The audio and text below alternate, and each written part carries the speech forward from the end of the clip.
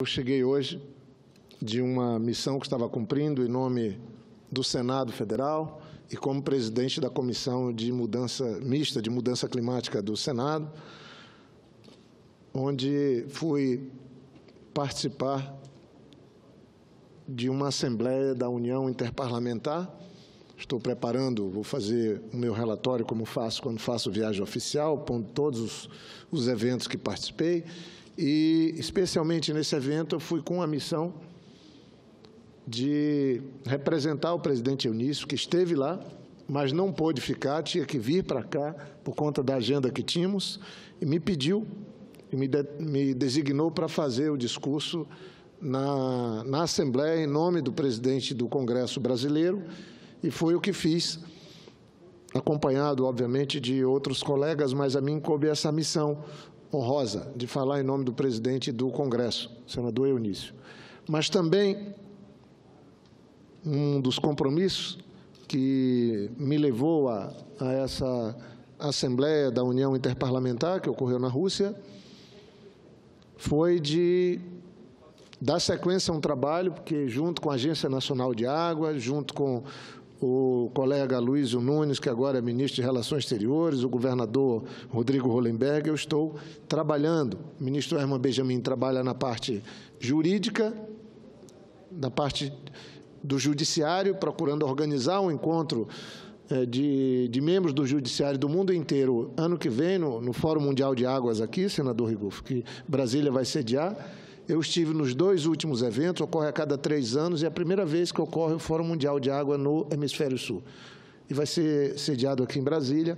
Foi uma luta, é bom que se registre, do ex-governador Agnello, mas o Rodrigo Hollenberg, atual governador, esteve na França, trabalhou também como era senador, e agora o Brasil tem a responsabilidade de fazer um evento que deve ter de 20 a 30 mil pessoas ano que vem, debatendo exclusivamente, como fez aqui a senadora, tão bem a senadora Simone Tebet. Eu ia pedir uma parte, mas por conta do prazo do encerramento da sessão e dos oradores, falando sobre o alimento, sobre desperdício de alimento, o que nós devemos fazer para ter um mundo melhor. Esse era o tema da Assembleia que eu participei agora, interparlamentar, da tolerância, da solidariedade, da compreensão, da convivência com os diferentes. Esse era o tema principal. E, obviamente, tratar de alimentos e de água, né, sem isso não tem vida. Ano que vem, Brasília vai estar discutindo a água. Tem quase 1 bilhão de pessoas que não têm acesso à água. Nós estamos vendo uma escassez de água aqui, e aqui é a região da água. Não chove, a parte de reservação toda nossa com gravíssimos problemas. O Nordeste hoje está vivendo um drama. Mais de 50% da geração de energia hoje, exatamente nesse mês, agora, de eólica no Nordeste. E todos nós sabemos que o Nordeste era responsável por quase a metade da geração de energia hidroelétrica no Brasil. E agora está tendo uma inversão. Ainda bem que trabalhamos, eu sempre fui defensor das energias alternativas, que agora o Nordeste tem o vento, no período que não chove, complementar a hidroeletricidade.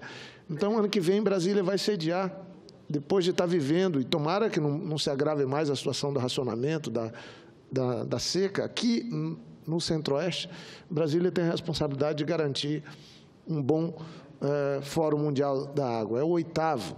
E eu estou envolvido e vou reunir na comissão, nós vamos fazer muito trabalho juntos, Vossa Excelência, senador Davi, que é presidente da Comissão de Meio Ambiente, certamente senador Rigolfo, senador Cristóvão, para que nós criemos um grupo, que eu já sou parte dele, para organizar a parte parlamentar, da agenda parlamentar para tratar da questão da água. Eu ouço o senador, ou a parte do senador Rigolfo, porque estou fazendo esse breve relato da minha viagem, inclusive da minha ausência aqui, mas, de fato, que fique claro definitivamente o arranjo feito, a maneira como o plenário se comportou, independente de eu, senador Cristóvão, Vanessa, Gleisi, estarmos aqui, o resultado não mudaria nada, nós estávamos muito atentos a isso.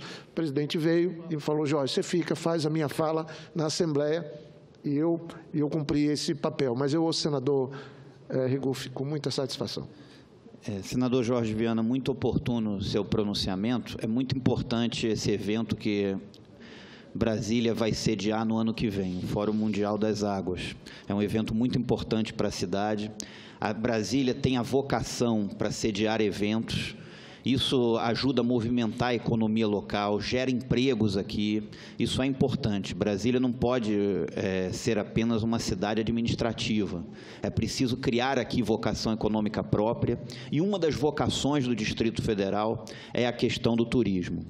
Agora, eu queria falar um pouquinho sobre o que Vossa Excelência colocou sobre a questão do racionamento e a crise hídrica que o Distrito Federal está vivendo. Eu, quando era deputado distrital, aprovei um projeto na Câmara Legislativa do Distrito Federal em 2009, que virou a Lei 4341 de 2009, uma lei que está no verso da conta de água de todos os brasilienses. Qualquer pessoa daqui do Distrito Federal que estiver nos ouvindo, se pegar sua conta de água e virar o verso dela, vai estar lá, Lei 4341 de 2009. Foi uma lei que foi aprovada na Câmara Legislativa, depois foi copiada por várias assembleias legislativas no Brasil afora. E, pasme Vossa Excelência, isso foi de 2009, nós estamos em 2017. E durante 8 anos não teve uma campanha educativa sequer, de governo nenhum, avisando a população da existência dessa lei. A lei, ela, de forma criativa, ela dá um bônus desconto na conta de água para o consumidor que economizar água, dando um desconto de 20%, um bônus desconto de 20% sobre a economia realizada. Se a pessoa economizasse, tomando como base o mesmo mês do ano anterior, se a pessoa economizar 10%, ela já pagaria 10% a menos por ter gasto 10% a menos. Com a lei, ela tem direito a um bônus de 20% sobre os 10%. Então, ela pagaria 12% a menos na conta. No sentido de incentivar as pessoas a controlar o seu consumo. A água é um recurso natural finito.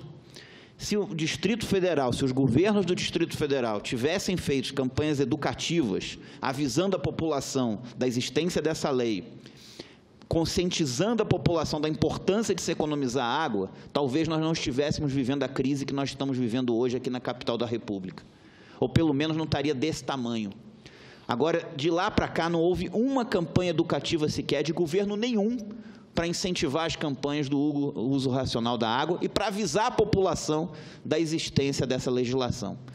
Então, eu lamento que o Distrito Federal foi inovador, foi a primeira unidade da Federação a adotar uma legislação nesse sentido, um projeto que foi de minha autoria na Câmara Legislativa, que virou lei e que, infelizmente, a população do Distrito Federal desconhece a sua existência. Às vezes recebe lá na conta -5 e não sabe o que é aquilo. E não controla o consumo de um mês com mês. Então, eu lamento que os governos não tenham conscientizado a população desse tema que é tão importante e que, infelizmente, não foi tratado pelos governos com a seriedade que merecia. E, infelizmente, a população está passando isso hoje aqui no Distrito Federal. Muito obrigado, senador Rigufi, e incorporo com satisfação a parte de Vossa Excelência ao meu pronunciamento.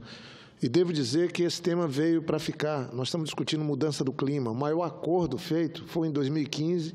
Vamos ter agora a COP em Bonn, na Alemanha. Eu, como presidente da Comissão Mista de Mudança Climática, o senador Davi, como presidente da Comissão de Meio Ambiente, estamos organizando um evento. Pela primeira vez, o Senado Federal vai ter um evento no Espaço Brasil, na COP. E isso é muito importante.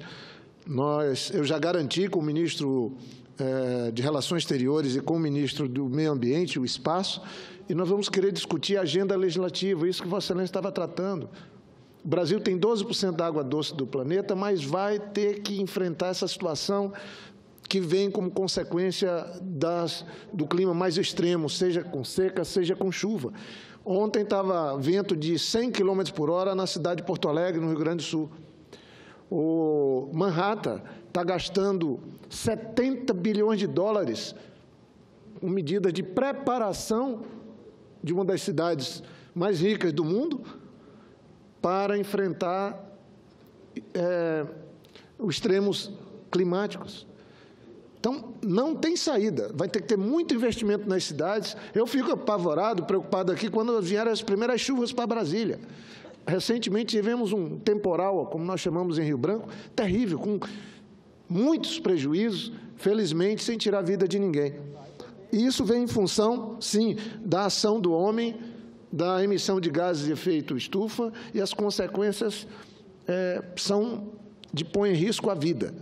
Eu queria, aproveitando, porque é parte do meu pronunciamento, falar que foi anunciado, agora, quarta-feira, dia 18, a taxa estimada de desmatamento para o ano de 2016 até 2017.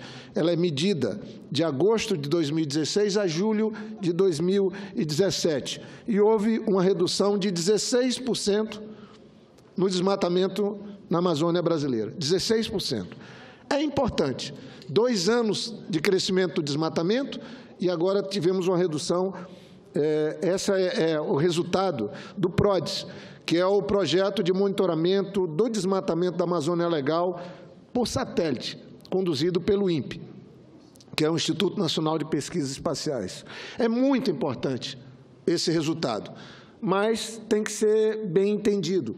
Há uma tendência preocupante de crescimento do desmatamento, nós temos que ter condição para o IBAMA atuar, nós temos que ter uma política de incentivo à agricultura de baixo carbono, o programa ABC, nós temos que ter uma valorização do nosso ativo florestal para que ele não venha a sofrer essa destruição como nós tivemos ao longo de décadas.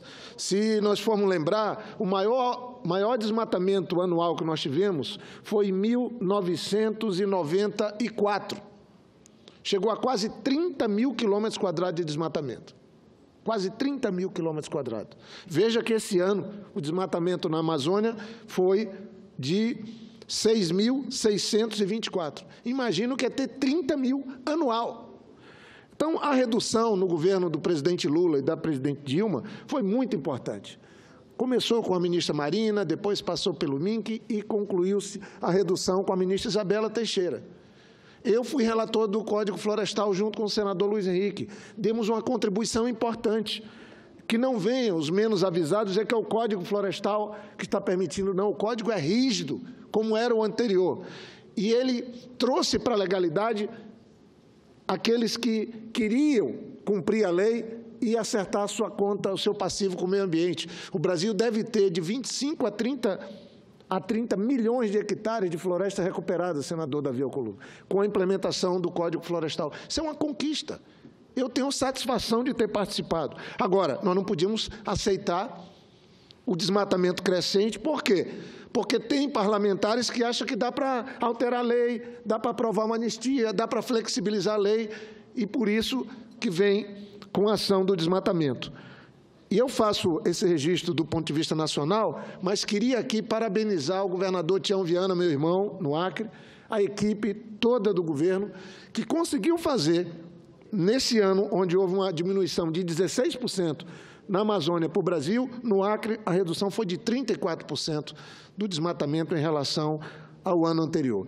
Quer dizer, nós tivemos no Acre uma redução muito significativa, isso mostra o compromisso do governador Tião Viana, da equipe, com um trabalho que a gente começou lá atrás.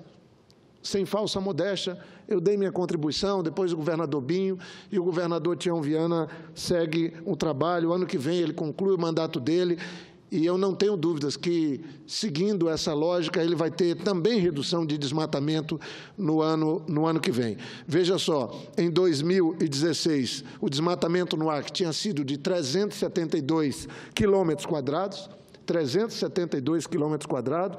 Veja, nós estamos falando de 6 mil, o desmatamento de 6 mil quilômetros quadrados no Acre foi de 300, e esse ano reduziu-se, com a ação do governo, para 244 quilômetros quadrados. Esse é o número que o INPE põe para o Acre, com a redução. Vale ressaltar que o Tocantins também fez uma redução bastante grande, Roraima também, mas o Acre, por isso que eu fiz e faço questão de fazer o registro aqui no plenário do Senado Federal, cumprimentando o governador Tião Viana, toda a equipe volta a fazer isso, por conta do trabalho que fez nos poder declarar aqui no plenário do Senado a redução do desmatamento no Acre, agora em 2007, em relação ao do ano passado, 2016, de 372 quilômetros quadrados para 244 quilômetros quadrados, com a redução de 34%, bastante significativa, portanto. O Acre tem 87% de sua área toda de floresta, é fruto, sim, de uma luta antiga, que começou com Chico Mendes, mas que tem até produtores como aliados, tem os criadores, a sociedade como aliada, mas também as ações de nossos governos que conseguiram fazer do Acre uma referência na questão ambiental também. Então, eu queria, senhor presidente, concluir, dizer que, tendo em vista esses dados, mesmo sendo dados problemáticos, que mostram crescimento, um desmatamento muito elevado ainda, porque nós tínhamos, em 2012, nós chegamos a ter 4.500 quilômetros de desmatamento, ainda no governo quadrados de desmatamento do governo da presidente Dilma, que foi a mais baixa queda com a ministra Isabela à frente do Ministério. Depois aumentou para 5.891 quilômetros quadrados em 2013 e caiu em 2014 para 5.012 quilômetros quadrados. Veja que, nesse período, nós votamos o Código Florestal, que completa 5 anos.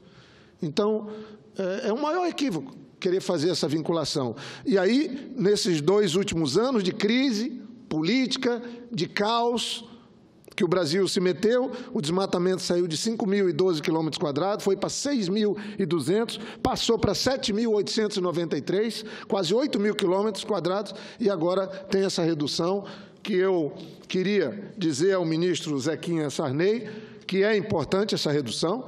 Ele presta conta e fez aí uma fala fazendo esse registro, mas nós temos que seguir trabalhando. Fico preocupado com os cortes de orçamentos para a ciência e tecnologia, para a FUNAI, para o meio ambiente, para o IBAMA, porque se nós tirarmos os recursos necessários para a ação do IBAMA, o resultado que nós podemos ter é o aumento do crime, o aumento do desmatamento. Então, eu faço aqui esse registro e, mais uma vez, encerro cumprimentando o governador Tião Viana por ter conseguido reduzir o desmatamento no Acre do ano passado para esse ano, de 372 quilômetros quadrados para 244, ou seja, uma redução de 34% no desmatamento no meu estado. E, por fim, queria já tinha falado em 2 apartes que fiz, dizer que eu espero que essa portaria, que traz de volta a possibilidade do trabalho análogo ao escravo ou o trabalho escravo, possa ser revogado. O Brasil não pode andar para trás. Estou acabando de falar de uma questão do desmatamento que é fundamental nos organismos internacionais para a imagem do país. Essa do trabalho é um desastre. E o que significa? Ela significa uma flexibilização para quem quer cometer crime, porque os produtores, os criadores, as pessoas que trabalham dentro da lei não serão afetados por essa medida. Eles já estão dentro da lei. A ampla maioria dos produtores brasileiros trabalha dentro da lei. Nós estamos falando de uma minoria muito pequena, que quer só uma brechinha para fazer o ilícito, para explorar o outro, para colocar a criança no meio do trabalho, para sugar tudo que um coitado que está precisando de um salário, de uma oportunidade de trabalho, precisa para poder alimentar e dar de comer a sua família. Então, acho que isso é um desastre. A OIT, a Organização Internacional do Trabalho, já soltou nota. Nós todos temos que dizer ao senhor Michel Temer que ele não tem o direito, é um governo que não veio das urnas, de vender o Brasil, de destruir o orçamento social do Brasil, de acabar com a educação no Brasil, como está fazendo com as universidades e os institutos federais. E agora, depois de ter viabilizado um desastre que foi essa reforma trabalhista, agora vem com a medida que só tem um propósito: atender os exploradores, aquela minoria que sacrifica, que faz algo que não é humano, porque escravizar o outro pelo trabalho não tem nada de humano. É algo inaceitável. São mais de 130 anos que o Brasil aboliu a escravidão e agora o governo Michel Temer quer criar espaço para que alguns oportunistas, irresponsáveis, possam explorar ao limite da escravidão um trabalhador e eles podem se safar das ações daqueles que trabalham na Justiça do Trabalho, daqueles que trabalham no Ministério do Trabalho, daqueles que trabalham no Ministério Público e que têm a responsabilidade de zelar pelo cumprimento das leis na sociedade. Muito obrigado, senhor presidente.